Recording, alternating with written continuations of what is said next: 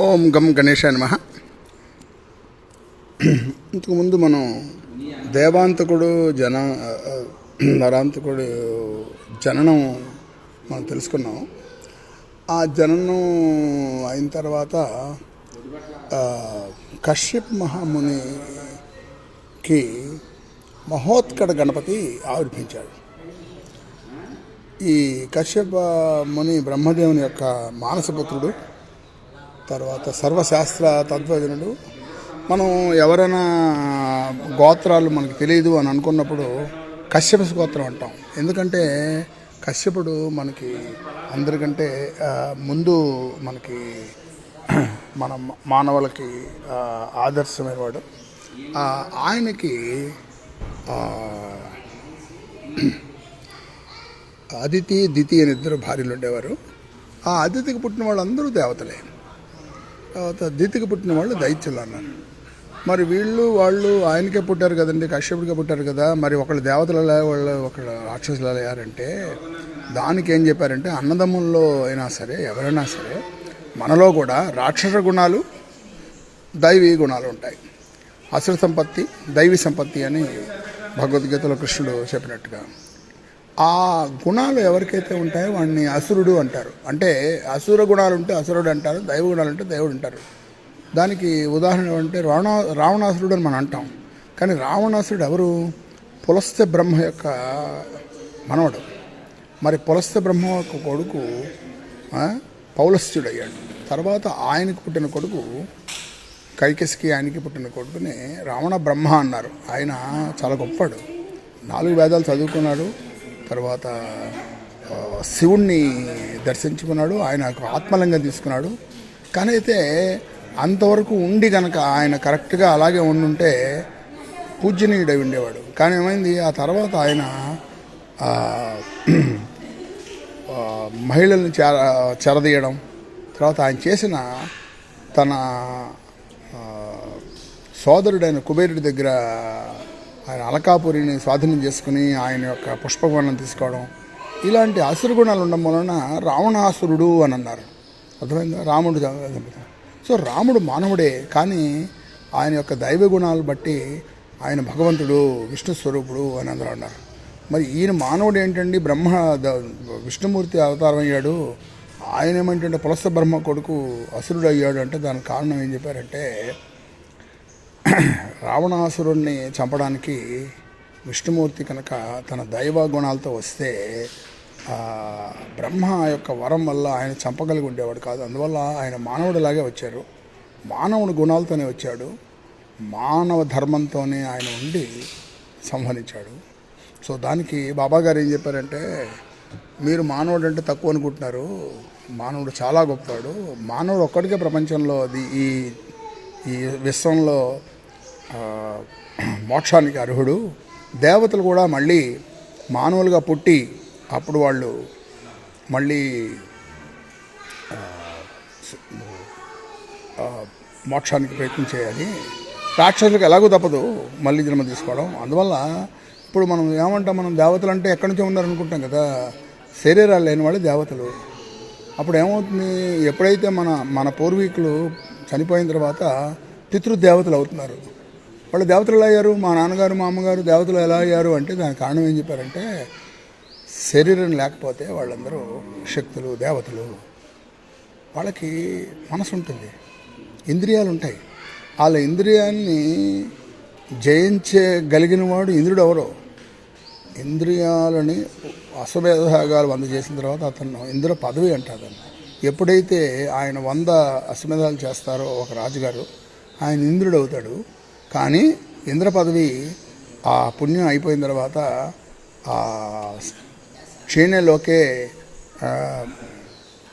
క్షీణే పుణ్యే మర్చలోకే అన్నట్టుగా ఆ పుణ్యం చీలిపోయిన తర్వాత కిందకు వస్తారు వాళ్ళు. ఇంద్రుడు కూడా అలా కింద రావాల్సిన వాడే. ఎంతమంది స్వర్గానికి వెళ్ళినా కూడా మళ్ళీ మర్చలోకానికి రావాల్సిన వాళ్ళే. పరంధామానికి వెళ్ళిన వాళ్ళు మాత్రం వాడిని ఎత్తుకుతున్నారు. తెలిసిందా? ఇప్పుడు ఈ మహోత్కచుడు ఎప్పుడైతే కశ్యపుడికి పుట్టాడో, ఆయన మహోత్కచుడు ఆయన అగ్నిహోత్రాలన్నీ చేస్తుంటే ఆ సుగంధభరమైన హోమధూమాలు అన్ని ఆకాశం అంతా వెళ్తాయట. అప్పుడు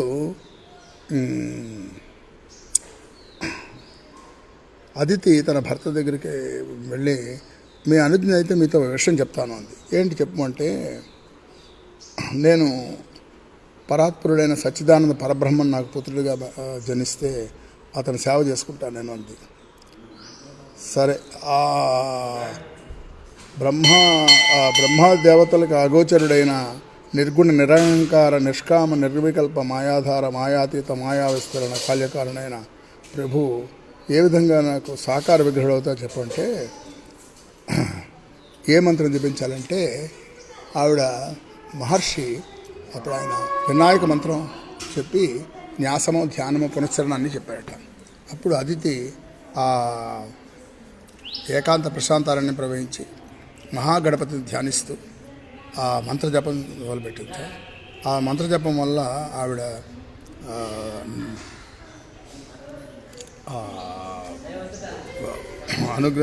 దానివల్ల ఆవిడ ధ్యానంతో తన్మరాలైందట.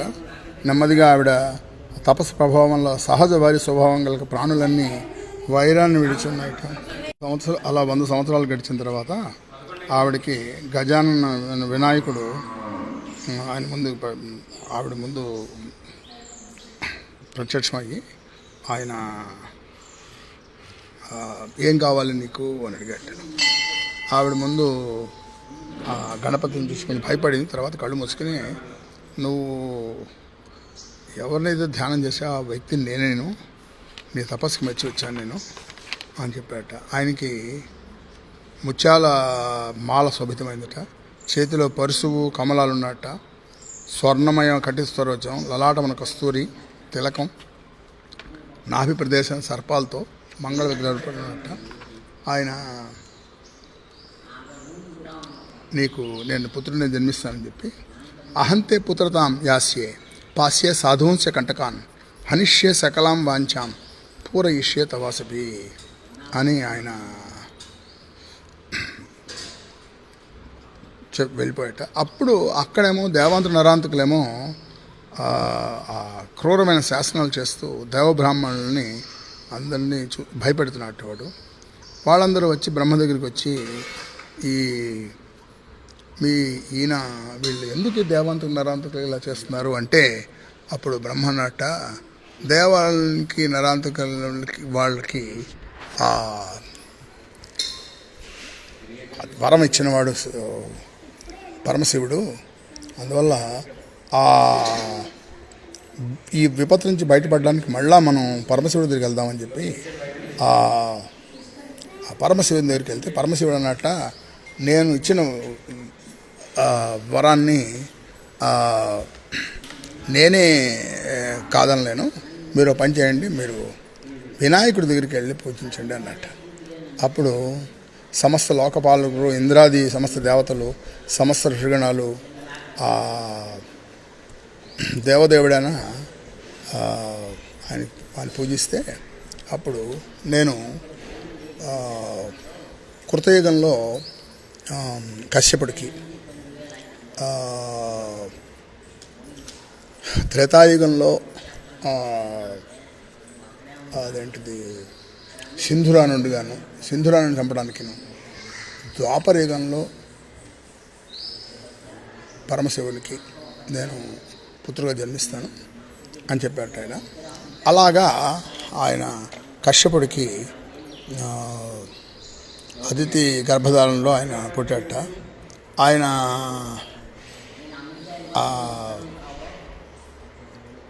ఆ బాలుడు ఉద్భవించినప్పుడు కర్ణ కొండలాలు, లలాటములు, పస్తూరి తిలకాలు ధరించాట. చచ్చిపోతుంది. ఆయన అలా కనిపించిన తర్వాత అదితి అందుట, ఇదన్ రూపం పరం దివ్యం ఉపసంహార సాంప్రదాం ప్రాకృతం రూపం హస్తాయ క్రీడస్వకోహోద అని కోరిందిట. నాయన, నువ్వు అలౌకిక పరమాన్ని నువ్వు ఉపసంహరించుకొని నాకు పుత్రుడిగా కావాలని చెప్పింట. ఆయన ఆ బాలకుడిని చూసి అందరూ ప్రసన్నులు అవుతున్నారట. ముని ఋషి బాలకుల ఆశ్రమంలో అందరూ ముగ్ధులవుతున్నారట. ఆ బాలుని ఖ్యాతి విని వశిష్ఠ వామదేవులు అందరూ వచ్చి కశ్యప్ మహర్షి ఆశ్రమానికి వచ్చారట. అది వాణిష్ఠుడు, మీ పుత్రుని అలౌకిక అద్భుత సమాచారం తెలుసుకొని మేము వచ్చాము. ఈ బాలకంలో 21 విశేష గుణాలను అవుతున్నాయి. ఇతడు జగత్తుకు మంగళకారుడు అవుతాడు కాబట్టి ఆయన ఆది మధ్యాంతరైన వినాయకుడే సాక్షాత్గా అవతరించడం గోచరిస్తోంది. అందువల్ల ఆయనకి మహోత్కచుడు అని పేరు పెడదామన్నారట. ఆ మహోత్కచుడు బాల్యంలో చూసి రాక్షస వర్గాలందరూ కొంచెం కంగారు పడ్డారట. వాళ్ళు ఆ దైత్య కులానికి ఈ ఋషుపుత్రుడే ఎప్పుడైనా మన మీద ఇచ్చేస్తాడని చెప్పి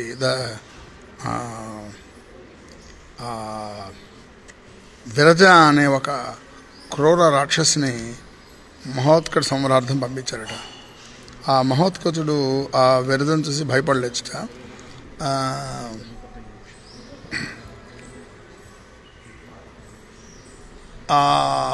ఎప్పుడైతే విరజ అక్కడికి వచ్చిందో మహోత్కచుడు ఆ విరజను సంహరిస్తే అప్పుడు ఉద్ధతుడు దురంధరుడు అని ఇద్దరు పరాక్రమమైన సోదరులు పంపారట. వాళ్ళు కూడా కామరూపులట. వాళ్ళు మెల్లగా కశ్యప చేరి ఆదిత్య తన బిడ్డకు స్తన్యం ఇస్తూ ఉన్న చోటు చేరారు. అమ్మ ఆడుకోవడానికి నాకు ఆ చిలకలు తెచ్చిపెట్టవు అని అడిగట ఎవరో మహోత్కచుడు.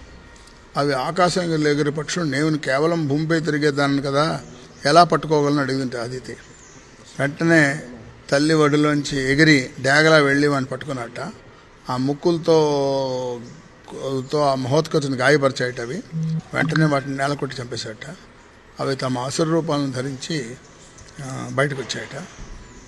నువ్వు అప్పుడు చూసి కశ్యపుడు అన్నట్ట, నువ్వు బాలకుడిని ఎందుకు వదనగా వదిలేవంటే అప్పుడు ఆవిడ అందుక నేనేం చేయలేదు, అతనే వెళ్ళి ఆ చిలకలు పట్టుకున్నాడు అని చెప్పింది. ఆ తర్వాత మన కృష్ణ లీలలోగా ఆ బాలుడు 4 ఏళ్ళు వచ్చాయట. అందరూ అక్కడ దగ్గరలో ఉన్న ఆశ్రమానికి అతను వృక్షాలన్నీ ఉంటే అందులో సరస్సు చాలా బాగుండేదిట. అందులో చేపల మొసళ్ళు ఉన్నాయి, కానీ అది ఆశ్రమవాసులకు ఇబ్బందిగా ఉండడం వల్ల అందులో స్నానం చేయలేకపోతున్నారట.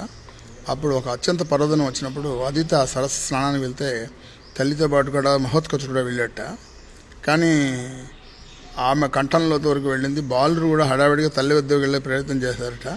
కానీ నీళ్ళలో పడిపోయాట. ఇంతలో ఒక మొసలు వచ్చి అతను పట్టుకుందట. ఆ మొసలి బాలుని ఇంకా లోపలికి లాగుతుంటే ఇంతలో ముని బాలకులు వచ్చి అతను రక్షిద్దామని ట్రై చేస్తే అతను ఈ బాలకుడు ఆ మొసలిని బయటికి నేల మీద విసిరేసేట. అప్పుడు ఆ మొసలిలోంచి చిత్రగంధర్వుడు అనే పేరు గలవాడు నా గంధర్వరాజు, నేను నా వివాహానికి అందరూ మహనీయులు వచ్చారు, వాళ్ళందరినీ సత్కరించి అక్కడే ఉన్న భృగు మనిషిని పూజించలేదు.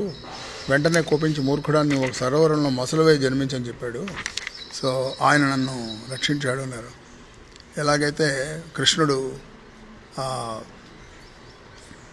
రాక్షసుల్ని సంహరించాడు, అలాగే మహోత్కచుడు కూడా ఈ చిత్రగంధర్వుని ఇచ్చేశాడు. తర్వాత మనం కొంతమంది సంగీత విషాదాలైన వాళ్ళు హాహా హూహూ అని తుంబురుడు అని వాళ్ళు ఉన్నారట. వాళ్ళు కశ్యపుని దర్శనానికి వచ్చారట.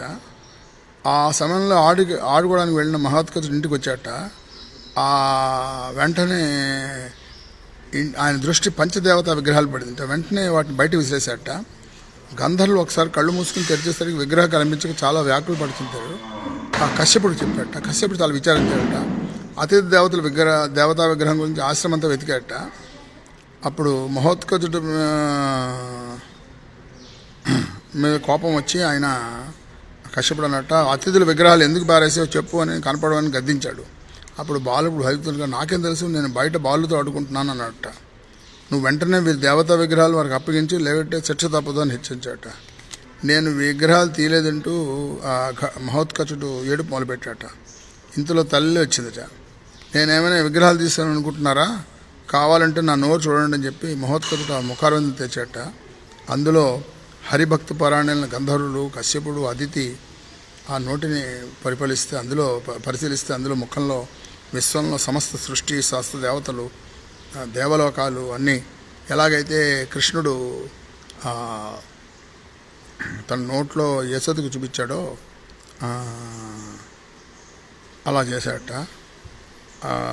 అప్పుడు ఆవిడికి ఆ మహోత్కచుడికి ఆయన ఎంత గొప్పవాడు, ఆయన అఖిలేశ్వరుడైన ప్రభువే నా బిడ్డగా ప్రభవించాడని చెప్పి ఆవిడ గ్రహించిందట. తర్వాత మహోత్కచుడికి ఉపనయన సంస్కారాలు చేయించారట.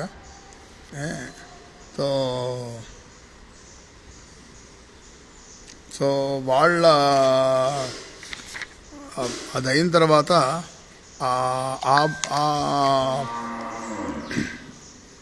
ఉపన్య సంస్కారానికి విఘాత, పింగాక్ష, విశాల, పింగళ, చపలుట అనే రాక్షసులు వచ్చారట. వాళ్ళందరినీ ఒక్కసారి వాళ్ళు బ్రాహ్మణుల ఆశ్రితులు అవగానే వాడు బ్రాహ్మణ వేషధారులైన అసురులు తమ తమ కమండలాల నుంచి పదులైన అస్త్రాలను తీసి ఒకసారిగా వినాయకుడికి విజృంభించారట. అంతే అది అక్కడున్న చిన్న అక్షంతలు తీసుకుని ఆ వినాయకుడు వాళ్ళ మీద అభిమంత్రించి వేశారట. అప్పుడు వాళ్ళు నశించారట. అప్పుడు అవతీర్ణో భువో భారం హర్తుం కిం పరమేశ్వర అని భావించి బ్రహ్మాదేవతలందరూ ఆయన ఇచ్చేస్తే అప్పుడు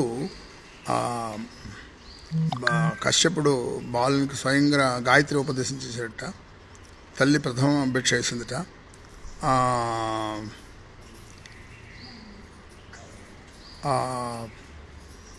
అతనికి బ్రహ్మగారు బ్రహ్మణస్పతి అని శృణ్వన్ అందులో ఒక బ్రహ్మణస్పతి అని ఒక గణేష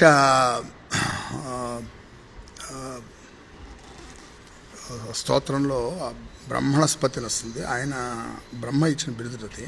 తర్వాత బృహస్పతి వినాయకుని పూజించి భారభూతి అని బిరుదిచ్చట. కుబేరుడు ఆయన పూజించి సురానందుడు అని పేరు పెట్టాట. వర్ణుడు సర్వప్రియ అని నామంతో సత్కరించాట. శంకరుడు ఆనందంగా త్రిశూలాన్ని ఇచ్చాట, డమరుని ఇచ్చాట.